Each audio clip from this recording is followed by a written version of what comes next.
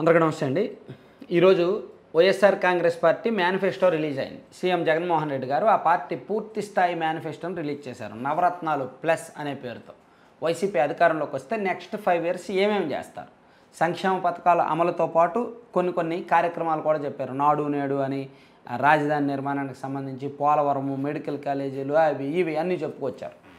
అయితే పెద్దగా ఎక్స్పెక్టేషన్స్కి రీచ్ అవ్వాల, భారీగా సంచలనాత్మకమైన పథకాలు ఏమీ ప్రకటించాల, దాని మీద చర్చించాల్సిన అవసరం కూడా ఉండదు.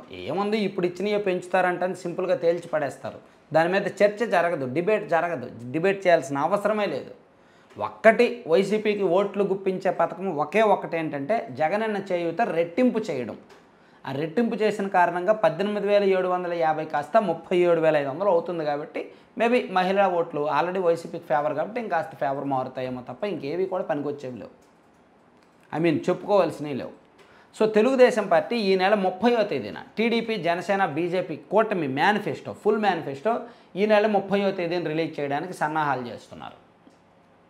ఆల్రెడీ ఒక 25 పాయింట్లు అనుకున్నారు. పెన్షన్ల పెంపు, మెగా డిఎస్సీ మీద తొలి సంతకము, విద్యుత్ ఛార్జీలు పెంచకుండా ఉండడము, అలాగే ఆల్రెడీ 6 పాయింట్లు పెట్టారు కదా. ఇలా మొత్తం మీద ఒక 25 పాయింట్ల వరకు కసరత్తు చేసి దాదాపుగా ఫైనల్ చేసుకున్నారు. సిపిఎస్కి సంబంధించి, పోలీసులకు సంబంధించి అన్ని వర్గాలు, వైసీపీ ప్రభుత్వ బాధిత వర్గాల అందరి గురించి కూడా అందులో పెట్టుకొచ్చారు. దాదాపుగా సంక్షేమ పథకాలతో పాటు అభివృద్ధికి సంబంధించి అంశాలు అనేకం ఒక 25 పాయింట్లతో ఒక మేనిఫెస్టో ప్రిపేర్ చేశారు. కానీ ఫైనల్ చేయలేదు. యాక్చువల్లీ ఈ మేనిఫెస్టోని ఏప్రిల్ 30 ఈ నెలాఖరున 30వ తేదీన రిలీజ్ చేయాలి అనుకుంటున్నారు అఫీషియల్గా. కాకపోతే నరేంద్ర మోదీ గారి మీటింగ్స్ ఉన్నాయి మే నెలలో, మే ఫస్ట్ వీక్లో, మే 2 లేదా 1వ తేదీ, 1-2 తేదీల్లో ఎప్పుడో కానీ ఒకే రోజు 4 మీటింగ్లు ఉన్నాయి. రాజమండ్రి, అనకాపల్లి, రాజంపేట, తిరుపతి, ఇలా 4 మీటింగ్స్ ఉన్నాయి. మేబీ వెన్యూస్ మారితే మారొచ్చులే కానీ. సో ఈ మీటింగ్స్ జరుగుతున్నాయి కాబట్టి ఆ రోజు నరేంద్ర మోదీ గారి చేతుల మీదుగా మేనిఫెస్టో రిలీజ్ చేస్తే బాగుంటుంది అని చంద్రబాబు గారు భావిస్తున్నారు.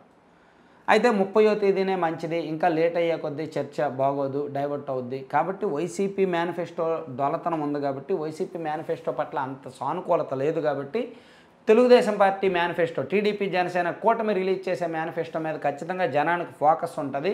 మనం చెప్పిన 6 పాయింట్లు కూడా జనంలోకి వెళ్ళాయి, ఇంకా పూర్తి స్థాయిలో పెడదాం అనేది తెలుగుదేశం అండ్ జనసేన పార్టీలో కొంతమంది సీనియర్ నాయకులు వాదన అన్నమాట. So Telugu Desam party and Janasena ఈ కూటమికి సంబంధించి మేనిఫెస్టో మీద భారీగా అంచనాలు ఉన్నాయి. ఆల్రెడీ వాళ్ళు పెట్టిన పథకాలే కొన్ని సంచలనం.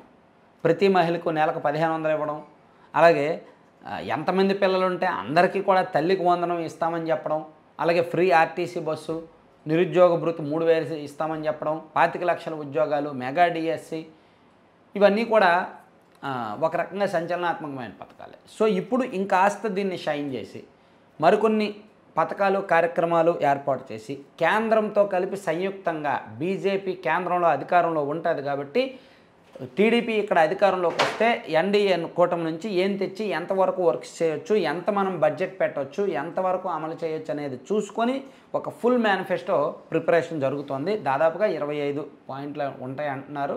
అందులో డివైడ్ చేస్తారు, సబ్జెక్ట్ వైజు డివైడ్ చేసి ఏవి ఉపయోగమో, ఏవి జనంలో బాగా వెళ్ళాల్సిన అవసరం ఉందో వాటిని ఎక్కువగా హైలైట్ చేస్తారనమాట.